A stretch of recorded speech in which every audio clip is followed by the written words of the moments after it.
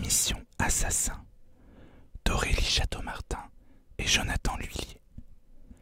Lecture chuchotée. Partie 1. Chapitre 1 à 3. Avant-propos. Ce roman est né de l'idée d'un appel à texte qui nous plaisait et pour lequel nous pensions travailler avant de décider de nous émanciper des chemins des maisons d'édition pour nous lancer en auto-édition sur ce projet. Parti d'une imagination assez délirante, nous nous sommes rapidement attachés à nos héros et à cette histoire qui prenait peu à peu forme sous nos plumes unies. Ainsi est née cette mission assassin, croisement de polar, de romance LGBT+, et d'humour. Un mélange pétillant très what the fuck pour un livre que nous sommes fiers de vous présenter aujourd'hui. Cette histoire se déroule dans des lieux réels et nous avons tenté de retranscrire un récit qui aurait pu se produire pour de vrai, autant dans la temporalité, les événements, les endroits cités et décrits. C'est un récit contemporain qui s'ancre dans notre monde et notre époque, se déroulant en 2018 à Londres. Cependant, cette histoire est purement fictive. Les personnages sont issus de notre imagination. Les noms des personnes appartenant aux administrations choisies comme cadres pour nos héros ont été modifiés et ne correspondent également pas à la réalité. Certains événements et lieux ont aussi pu être inventés pour les besoins du récit. Toute ressemblance avec une personne existante que vous connaîtriez ou auriez croisée est donc fortuite. Nous reconnaissons que les marques déposées mentionnées dans cette œuvre appartiennent à leurs propriétaires respectifs, tous trois réservés. Bonne lecture, ou plutôt bonne écoute. Chapitre 1. Kian. Le bien et le mal, dichotomie éternelle, notion profondément conceptuelle qui, pourtant, donne à l'humanité la sensation d'exister. Comme un mur bien solide qui partagerait la société en deux, scinderait les hommes entre gentils et méchants. Cette barrière, parfois facile à franchir, départit en quelque sorte le monde du jour et le monde de la nuit. Kian ne s'était pourtant jamais considéré comme quelqu'un de foncièrement mauvais. Il était bien éduqué, poli, il tenait la porte aux dames quand il en croisait devant une boutique. Il se croyait plutôt prévenant et mangeait vegan pour le bien de la planète. Il avait tout un gentleman à la culture aussi impeccable que ses ongles et ne se fâchait jamais, ou presque. Alors pourquoi se serait-il classé parmi les méchants? Non, décidément, il ne voyait pas bien en quoi il se serait jugé de la sorte. Pourtant, l'article de journal qu'il avait découpé ce matin quand Griffin, son majordome attitré, lui avait apporté la dépêche sur un plateau d'argent, annonçait haut et fort que l'homme qui avait assassiné le caniche de la duchesse Svetlana Mittal devait être sans pitié et absolument sans âme pour s'en prendre à cette bête au pédigré long comme une liste de courses, que la pauvre femme considérait comme la prunelle de ses yeux. Kian avait claqué sa langue dans sa bouche en lisant le témoignage de cette noble éplorée à qui, si l'on en croyait ses mots, l'on venait d'arracher le cœur. Tout ça pour un caniche de près de 15 ans, boiteux, incontinent et aveugle. En plus, il n'y était pour rien si son professeur lui avait ordonné comme travaux pratiques de s'introduire chez la duchesse et de mettre fin au jour de l'animal. Ce n'était pas contre Lady Mittal, ni contre ce caniche. De lui-même, il ne s'en serait jamais pris à un chien. Il adorait les chiens en plus. En témoignaient les 4 grands dalmatiens que possédait sa famille dans leur manoir de Westminster. Non, vraiment, ça n'avait rien de personnel. S'il était entré à l'académie d'assassin Jack the Ripper à Whitechapel à l'âge de 13 ans, ce n'était pas parce qu'il rêvait de semer la mort et la désolation autour de lui, non. C'était une institution établie depuis toujours dans sa famille, du moins depuis que les O'Connor avaient immigré à Londres quelques centaines d'années plus tôt. Assassin, c'était un métier qui se pratiquait de père en fils chez lui. Son père, Éowyn, avait d'ailleurs un rôle important au sein de la guilde. Il faisait partie des membres les plus éminents du conseil. Kian était voué à devenir assassin à son tour, et ma foi, il se sentait dans son établissement comme un poisson dans l'eau. Les O'Connor avaient toujours été réputés dans la profession comme étant parmi les meilleurs assassins de tout Londres. On les disait affiliés à Jack l'Éventreur en personne. Kian ignorait si c'était vrai, et personne parmi les siens n'avait jamais été capable de lui en apprendre davantage. Ce bon vieux Jack s'était entouré de mystères dans le passé. On ignorait beaucoup de choses de ses origines, mais on disait que la famille du jeune apprenti signait ses crimes de la même classe que lui. Et tout bon O'Connor pouvait se vanter de n'avoir jamais été attrapé ni par la police, ni même par Scotland Yard. Kian avait hérité des hautes capacités de sa famille. Il était doué dans ce qu'il entreprenait et était de loin le meilleur élève de sa classe, peut-être même de tout l'établissement. Ses professeurs disaient de lui qu'il était la révélation de la décennie, l'assassin parfait qui avait trop vite appris et finirait par dépasser ses maîtres, si ce n'était pas déjà fait. Il avait été parfait dans tout ce qu'on lui avait enseigné. Les arts martiaux, y compris le lancer de dague, avaient toujours été faciles pour lui. Apprendre à se dissimuler, à rester discret, à se grimer étaient des évidences. Le saut, l'escalade, l'esquive et la course silencieuse ne lui posaient aucun problème. L'art des poisons était une vraie partie de plaisir. De toute façon, son grand-père avait commencé à l'entraîner quand il n'avait pas 2 ans, alors forcément, il avait un net avantage, sans compter ses capacités innées pour tout ce qui touchait de près ou de loin à la profession. Même en lettres classiques, il était le meilleur. Il n'y avait aucun domaine où il n'excellait point. Il le savait, il ne s'en vantait pas, mais il arborait l'air et la démarche assurée de celui qui est au courant qu'il frise la perfection. La perfection d'ailleurs lui collait à la peau. Il n'était pas seulement doué, il était aussi beau, le genre de beauté qui ne laisse pas indifférent, le genre de beauté aristocratique et classe que tout le monde admire et qui semble entourer la personne d'une véritable aura d'élégance et de charisme. Kian possédait ce genre de beauté-là. Elle lui venait de ses ancêtres, tous nobles, et qui portaient fièrement ce sang bleu dont on ne pouvait douter. Un port altier pour une silhouette mince mais nerveuse, un corps plutôt grand, ce qui aurait pu être un désavantage pour une profession de la nuit, qui avait pourtant su garder sa souplesse et son agilité. Un visage fin, aux traits ciselés par le meilleur des artistes. Des yeux en amande, à l'iris d'un vert clair très intense. Des effets sur le nez et sur les pommettes, assez discrètes pour n'être pas trop, assez visibles pour lui donner un charme fou. Des lèvres délicates et rosées. Et bien sûr, la marque de tout bon O'Connor, des cheveux de feu, aux roux étincelants, légèrement ondulés, et dont les boucles soyeuses cachaient un peu ses oreilles en une coiffure très 19e. Alors certes, il n'y avait rien de glorieux dans le fait de tuer un malheureux caniche, mais ce n'était pas la bête qui comptait, plus la mission. Ses professeurs avaient visé haut pour ce TP, et lui avaient donné l'objectif le plus difficile de toute la classe. Imaginez, entrer chez Lady Midal, en soi, était d'une complexité monstre. La duchesse était paranoïaque, peut-être à raison, et sa propriété était gardée par des hommes de main terriblement vigilants, ainsi que de gros dogs allemands très agressifs. Sans compter les alarmes et autres détecteurs, les caméras de surveillance et les portes verrouillées avec des serrures sécurisées. Il n'avait évidemment pas le droit à l'erreur. Mais il n'avait aucune raison de commettre une erreur, et il n'en avait pas commis. Il avait hâte de montrer à ses camarades de classe l'article de journal qui encensait en une diatribe furieuse et outragée la réussite de sa mission. Ce n'était pas pour se vanter qu'il aimait ainsi se mettre en avant. En fait, il ne cherchait pas à se mettre en avant, justement. Il voulait juste partager sa joie et sa fierté avec ses frères d'armes. Oh, ceci, dans l'ensemble, le féliciterait chaleureusement.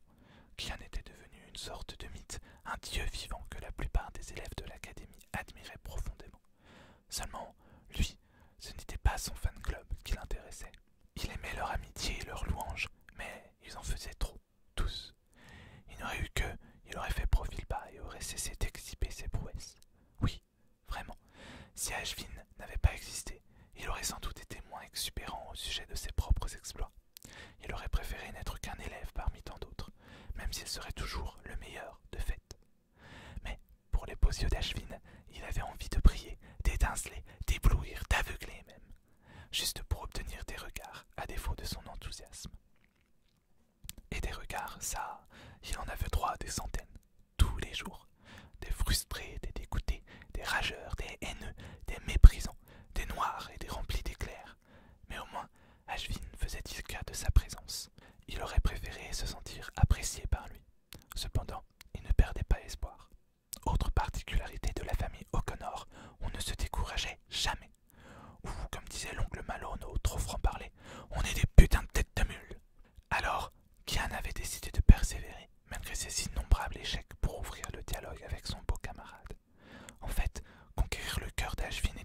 seule matière où il échouait encore et encore, lamentablement. Mais il n'avait pas peur du ridicule en la matière. Il était prêt à apprendre de ses échecs, même si décidément, il était bien incapable de comprendre comment faire pour qu'Ashvin l'aime en retour. Kian avait toujours su qu'il était gai, et ça ne lui avait jamais posé de problème majeur. Il avait 2 sœurs et 2 frères cadets, sa famille ne manquerait jamais d'héritiers sur le trône des O'Connor. Et tant qu'il y avait un fils O'Connor pour perpétuer la lignée, tant que lui-même rendait les siens fiers par ses prouesses et réussites, personne ne se souciait vraiment de son orientation sexuelle. Quand il était rentré à l'académie, 4 ans plus tôt, il était rapidement tombé amoureux d'Ashvin, et il l'avait simplement annoncé avec enthousiasme à ses parents.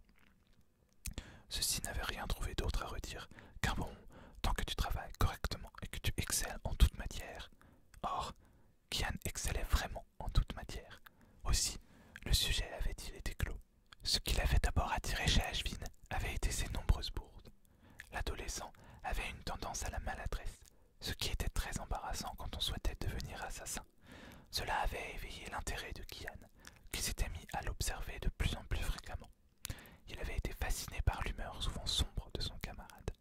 C'était comme s'il cachait un lourd secret dont il ne pouvait faire part à personne et qui le minait. C'était cela, par-dessus tout, qui l'avait poussé vers lui. Évidemment, il n'était pas indifférent au charme oriental d'Ashvin. Appartenant à la forte communauté indienne de Londres, l'adolescent possédait la peau caramel, lisse et mate des gens de son pays d'origine. Il avait un visage plutôt rond, des lèvres pulpeuses que, les années passant, Kian rêvait d'effleurer des siennes. Ses yeux, un peu bridés, possédaient des iris presque noirs, à l'éclat un brin sauvage, renforcés par de longs cils qui les entouraient. Ses sourcils épais et broussailleux lui donnaient un côté viril qui n'était pas pour déplaire à Kian, et son nez long, fin, lui donnait un air racé vraiment séduisant. Et ne parlons pas de ce corps tout en muscles qui se dissimulait sous son uniforme scolaire et que Kian avait trop souvent observé furtivement dans les vestiaires entre 2 cours pratiques. Oui, Kian désirait plus que tout obtenir l'attention de ce camarade trop sombre, trop rétif, qui le fuyait à son plus grand dépit. Alors forcément, ayant réussi une mission particulièrement délicate, il espérait de tout cœur qu'Ashvin reconnaisse enfin ses talents et accepte de travailler main dans la main avec lui. Parce que le jeune homme n'aspirait qu'à une chose dans l'immédiat, à part obtenir la main d'Ashvin bien sûr, que son camarade réalise avec lui les prochains travaux pratiques pour lesquels ils auraient à œuvrer en duo. Oh oui, peu lui importait à lui qu'Ashvin soit un élève très moyen. Il le voulait comme associé, en attendant qu'il s'ouvre à l'idée de devenir son époux bien-aimé. Chapitre 2. Ashvin. Le bien et le mal. En ce moment même, Ashvin ne se souciait ni de l'un ni de l'autre. Tout ce dont il avait envie, c'était de faire bouffer son fichu journal à Monsieur le Prince des Assassins, Kian de Crétinville. Il ne savait pas comment celui-ci avait eu vent de son fiasco au dernier TP, mais voilà qu'il essayait encore une fois de le ridiculiser. Comme d'habitude, à vrai dire. En même temps, son passe-temps favori était de se pavaner et de réciter ses exploits, encore plus quand le jeune Indien était dans les parages, si ce n'était pas uniquement pour lui prouver encore et encore qu'il était mieux que lui et que tout le monde, il ne s'appelait plus Ashvin Irapati. Il leva la tête de l'article et lança un regard courroucé à celui qu'il considérait comme son ennemi depuis tant d'années, depuis leur première rencontre en réalité, au cours de laquelle ce dernier avait rattrapé une de ses bourdes. Un gentil garçon ce Kian, que nenni, un calculateur qui ne voulait que les louanges des autres, voilà tout. Et ça n'avait pas changé depuis toutes ces années. Tout chez son adversaire donnait au jeune Indien l'envie de le frapper, ou pire encore. Que ce soit la façon qu'il avait de se tenir, droit et fier, son accent, ses cheveux roux qui ondulaient, mais qui étaient néanmoins toujours bien coiffés. Même le port de son uniforme le mettait hors de lui. Chaque élève avait le même.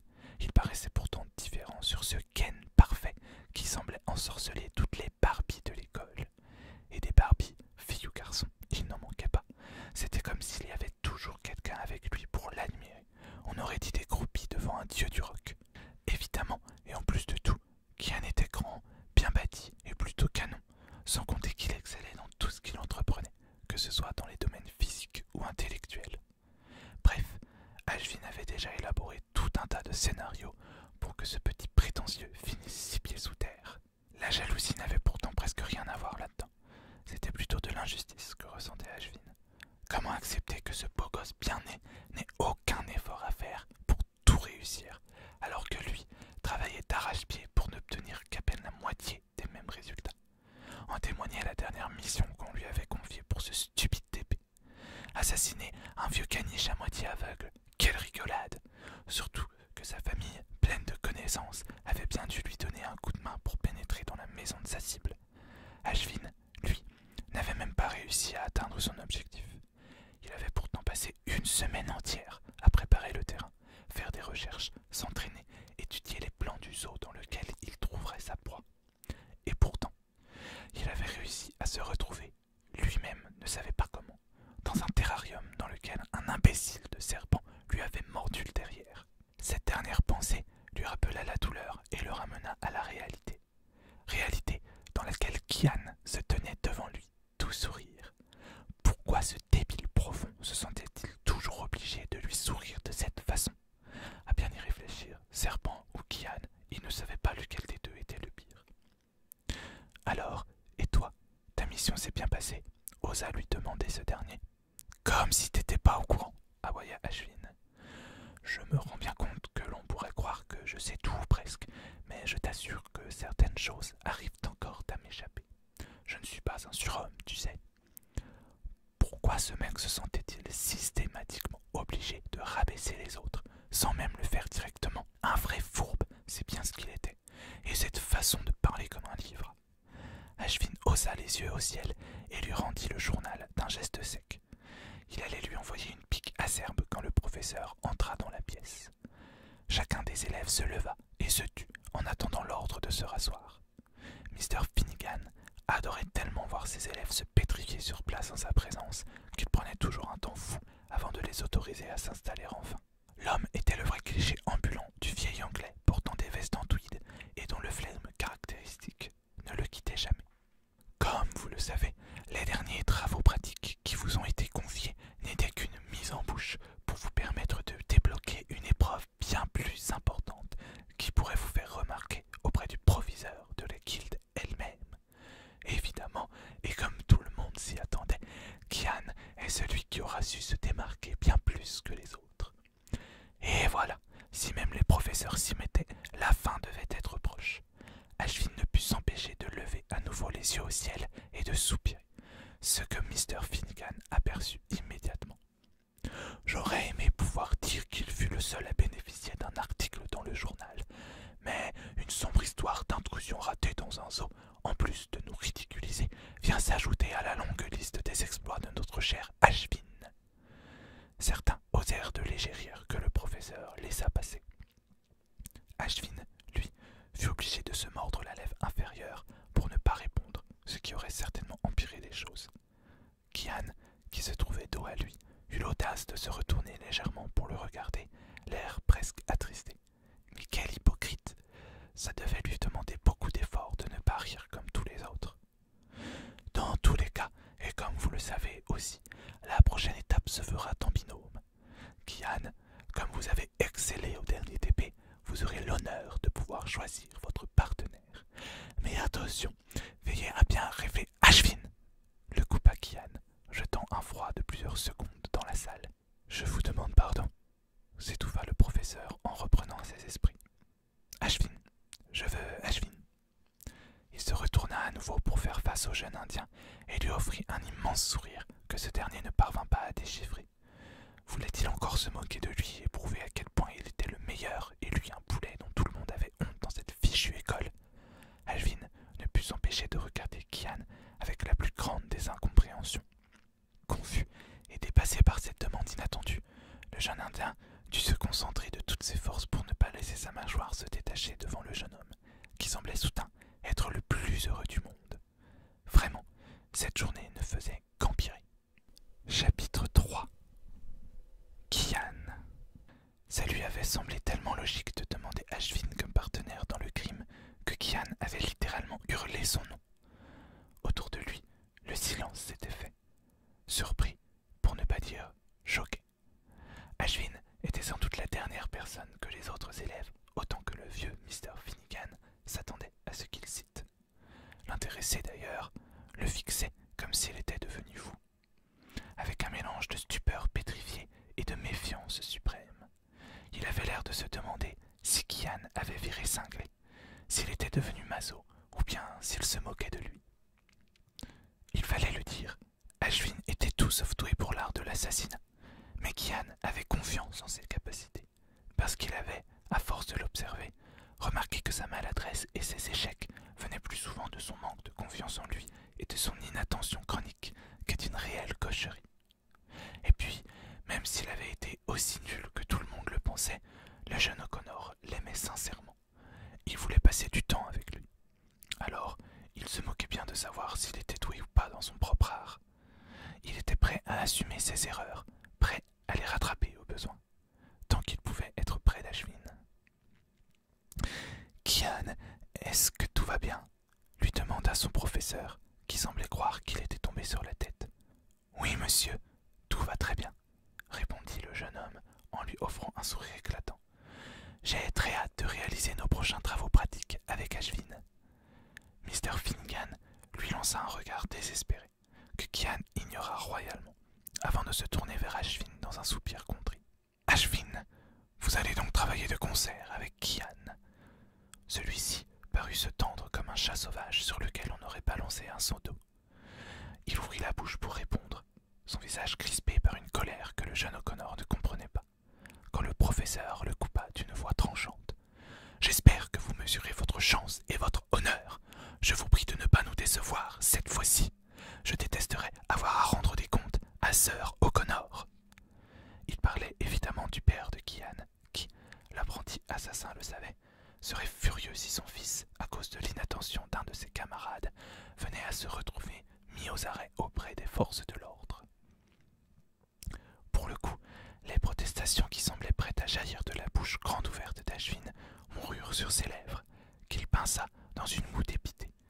Il finit par hocher la tête, la baisser, fuyant les regards qui s'étaient posés sur lui en masse.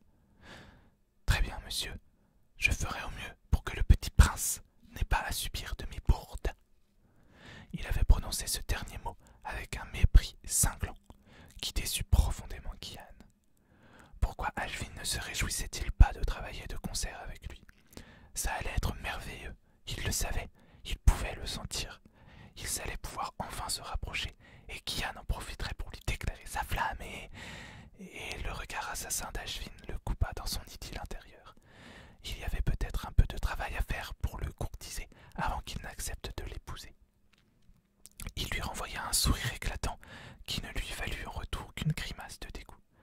Ashvin ne l'appréciait pas, c'était flagrant, Kian le savait, mais il était persuadé d'avoir des armes pour le séduire un jour prochain. Très prochain, oui, vraiment très prochain.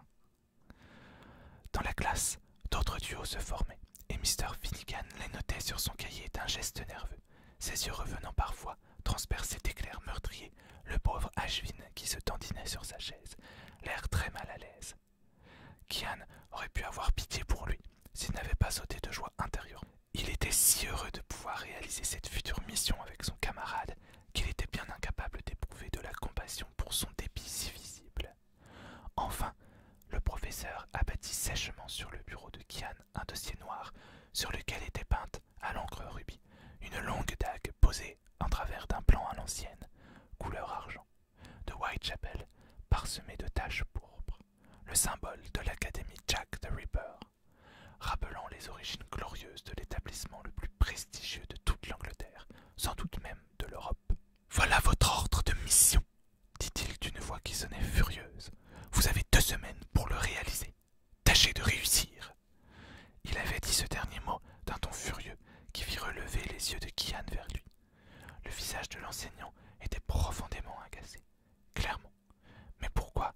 Le jeune apprenti savait bien qu'il avait une très mauvaise estime d'Ashvin, surtout après l'échec du zoo, qui venait de le ridiculiser presque sans chance de rémission. Mais lui croyait dans les capacités de son camarade, et il avait confiance en leur duo. Ça marcherait, ça devait marcher.